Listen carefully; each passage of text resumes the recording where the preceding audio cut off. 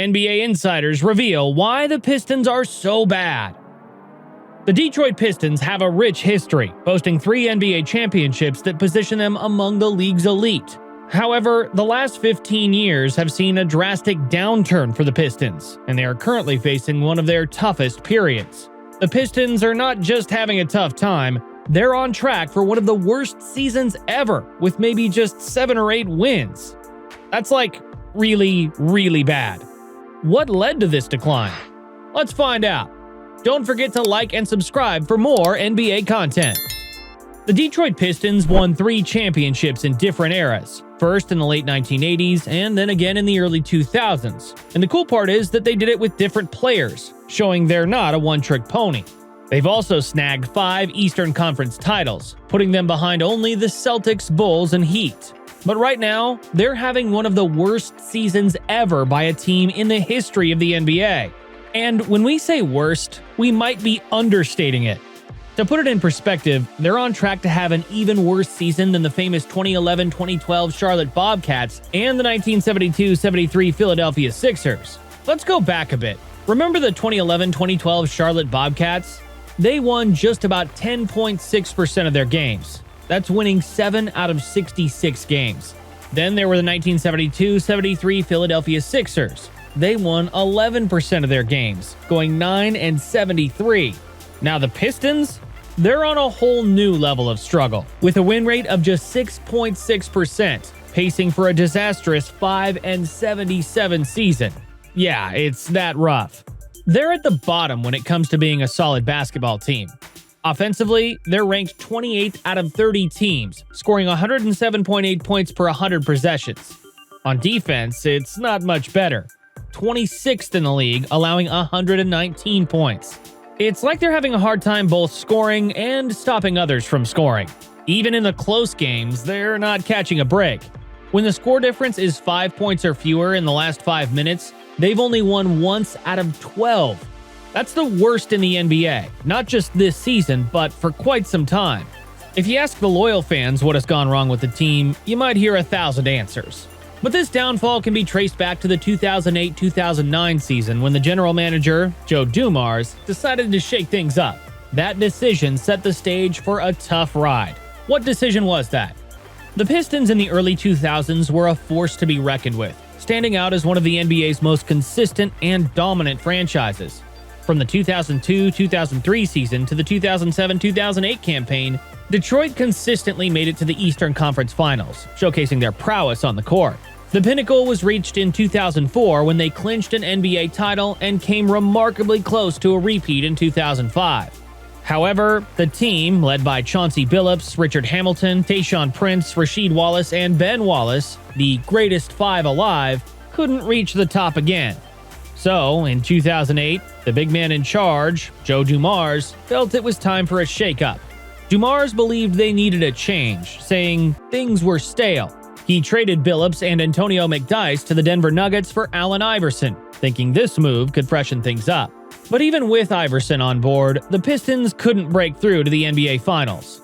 This signaled a new phase for the team. In 2009, reality hit hard. The Pistons got swept in the first round of the playoffs by the Cleveland Cavaliers.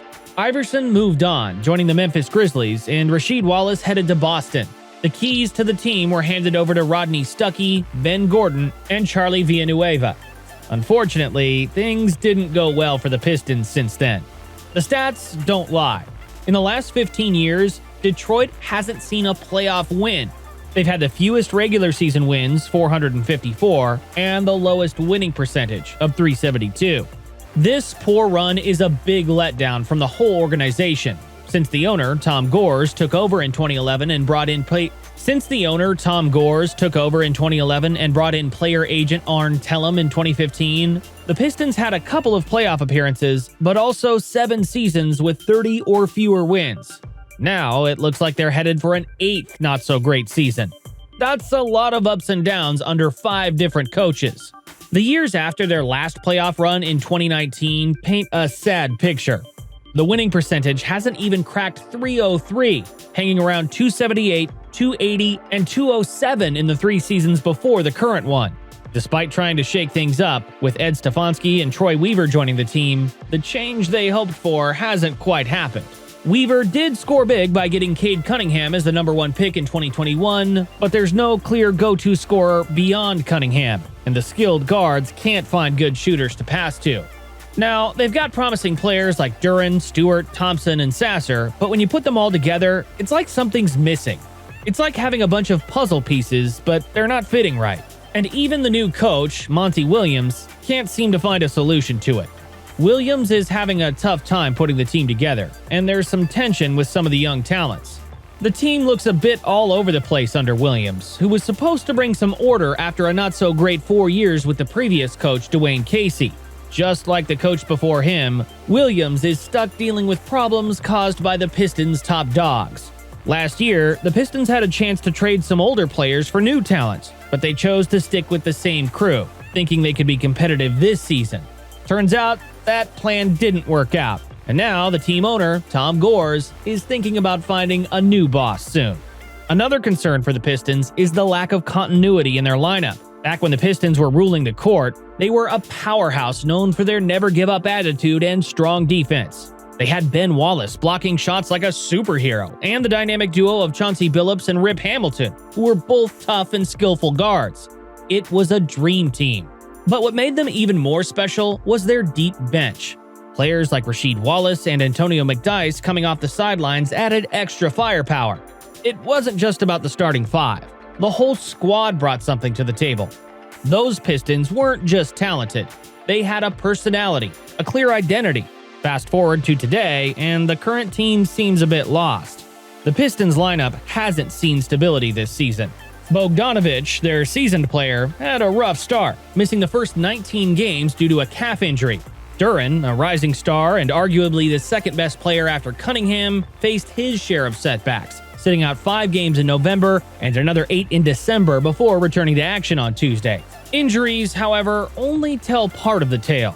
The Pistons secured the 5th pick in the last 2 drafts, bringing in Jaden Ivey in 2022 and Asar Thompson this year. Both players have been in and out of the starting lineup, adding to the season-long uncertainty in the team's rotations. No 5-man lineup has played over 100 minutes, and there isn't one combination that has stayed together for more than 9 games. That must be really difficult for Coach Williams as he navigates the tricky balance of changing rotations and finding steady roles for his players.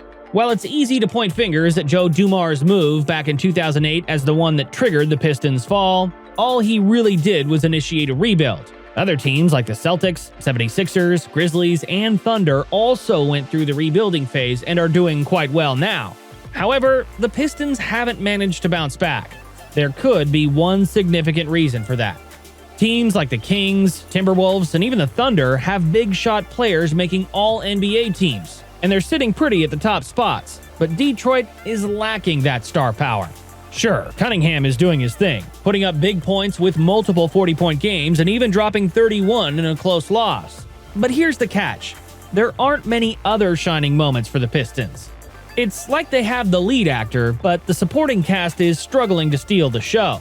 Off the court, things for the Pistons seem a bit messy. People in charge, like the team owner Tom Gores, the head coach Monty Williams, the general manager Troy Weaver, and super agent Arn Tellem, all have different ideas about the team's future. It's like they're in a band, but each person is playing a different tune.